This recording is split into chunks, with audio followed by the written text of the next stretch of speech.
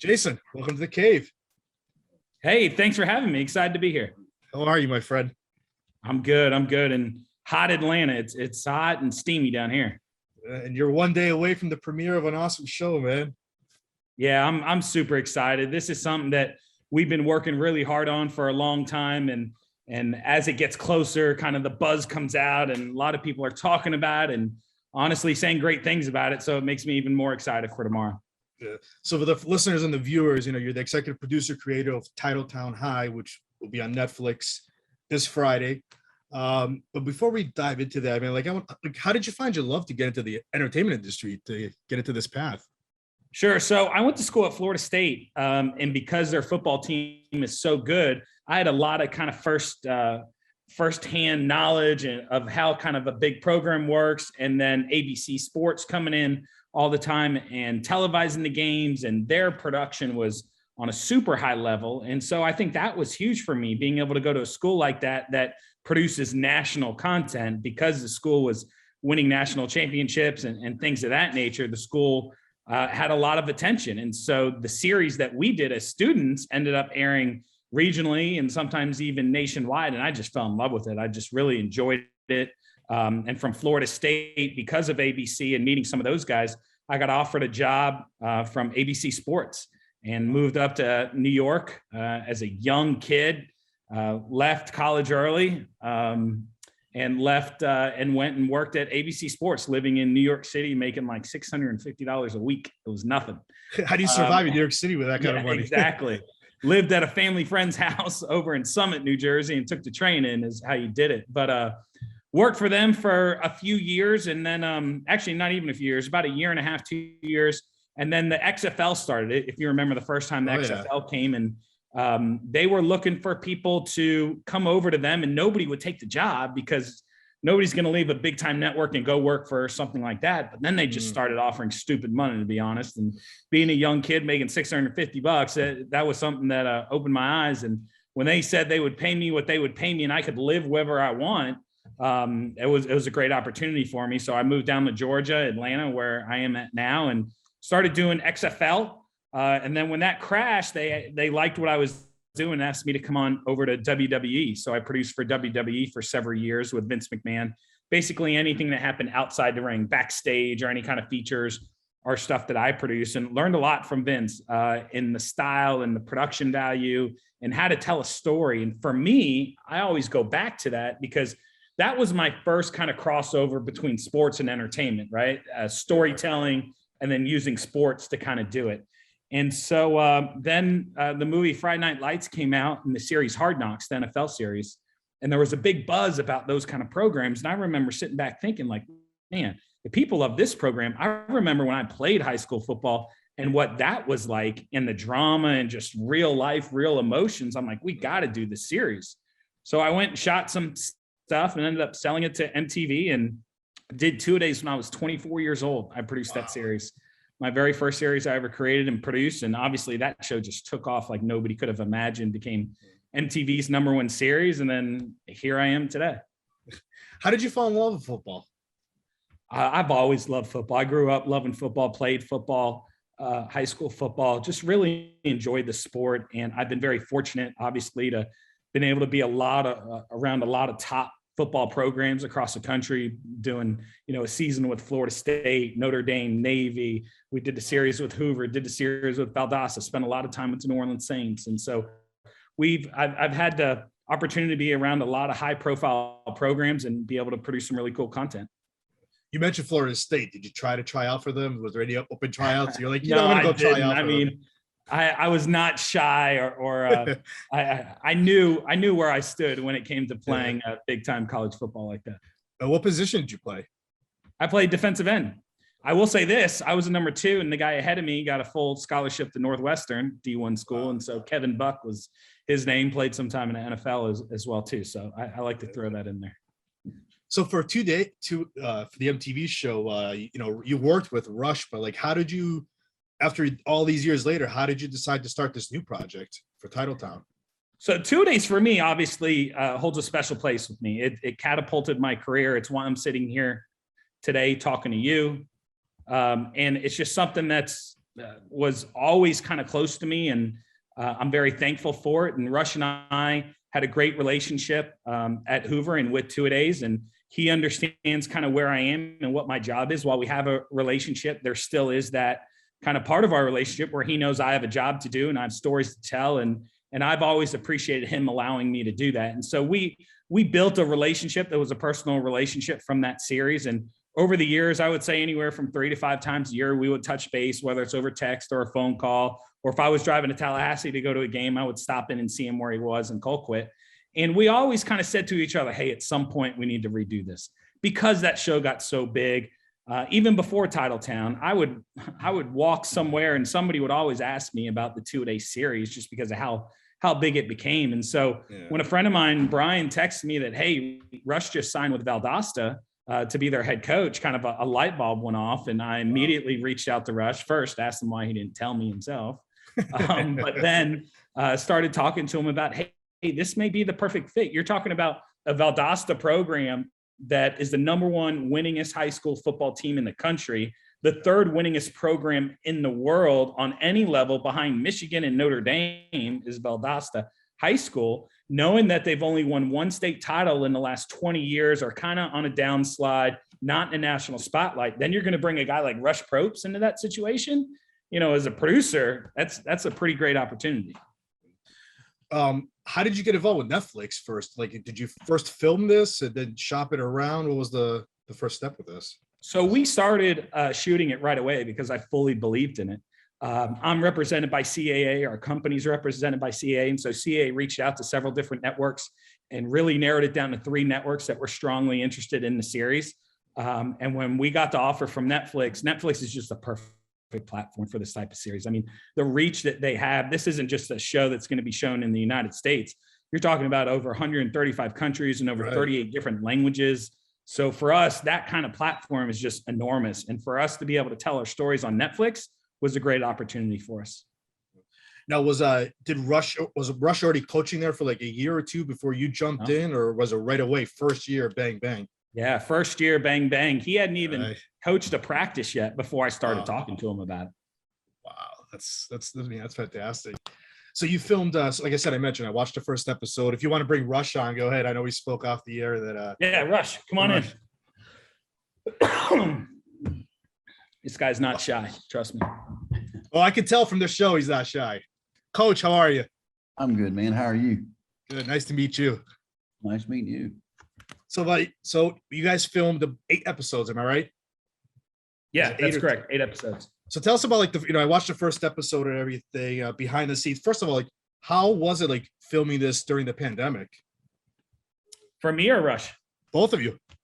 Well, I'll tell you from our side, then he can tell you from a football side. From our side, it was difficult because there's no blueprint, right? This has never happened before. It's not like we could go back and say, okay, this is what happened before, let's do this. So everything was new. We were one of the only productions in the country filming this kind of series at the time. And so Netflix was a great partner of ours. They kind of gave us some guidelines and protocols to do. It obviously increased the budget tremendously because we wouldn't allow 2 producers to be in the car. We wouldn't allow 2 camera guys to be in the car. 2 audio guys couldn't be in the car. So that way, if something happened, we could still keep our kind of core crew and not have to quarantine everybody. And so obviously from a production side, you usually have 1 van and all 6 people travel together. Now that 1 van's turned into 3 cars.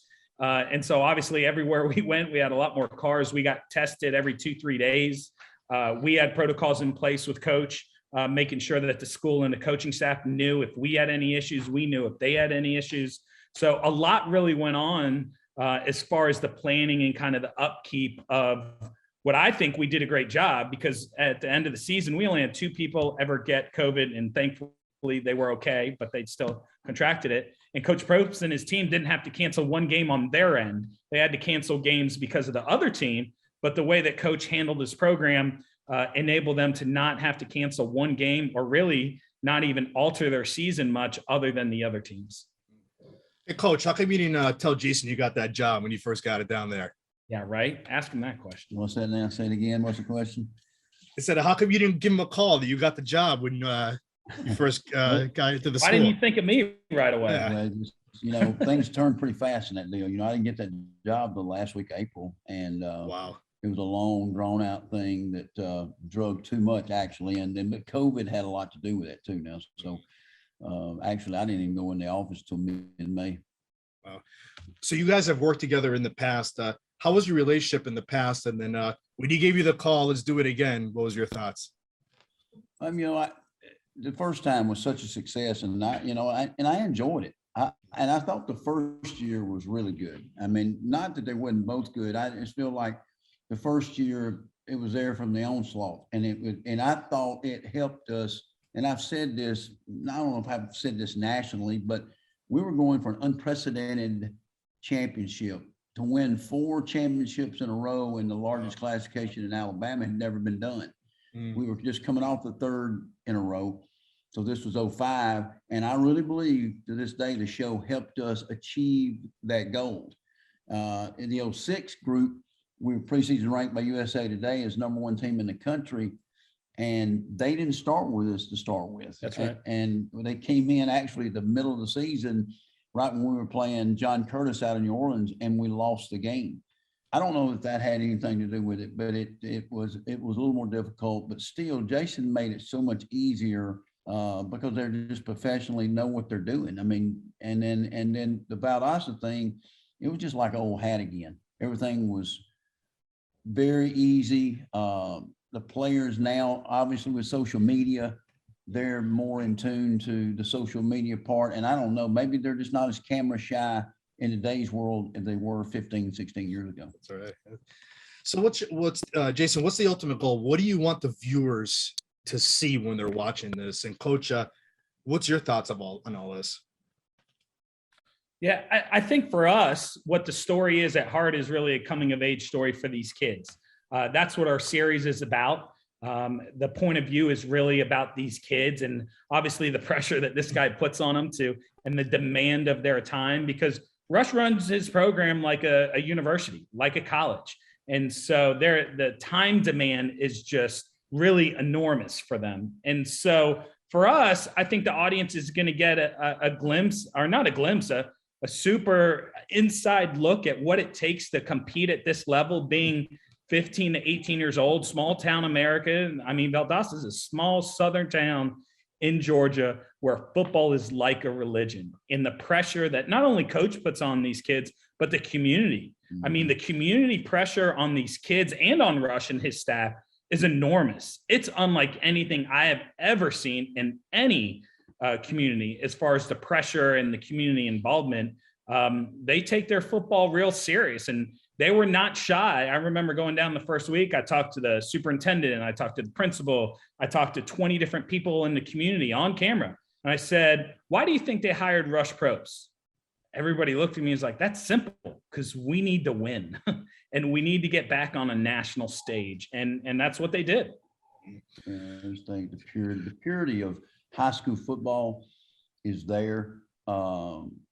You don't have a lot of the things that, that the SEC or college has, but we do run it just like a college football program. So we're not a normal high school setting, if that makes any sense. We're just not. The team meetings, the walkthroughs, the film studies, the strength, the nutrition, all that stuff is just like if I was coaching at Mississippi State University.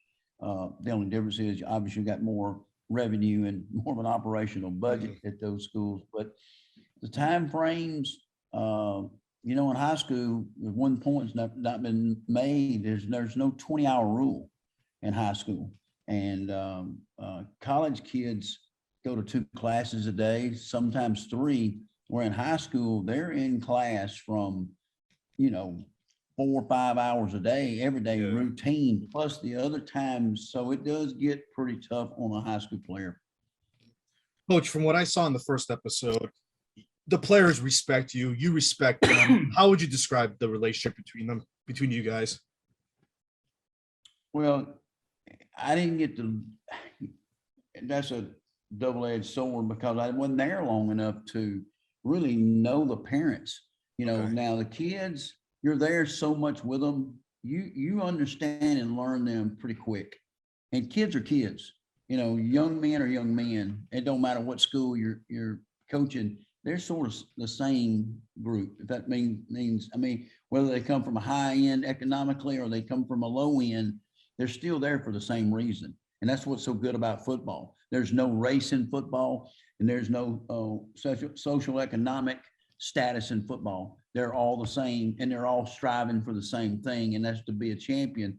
And to add to that, to get out of that area in which they're in and to advance and get a college scholarship to help better their lives. That's why they play.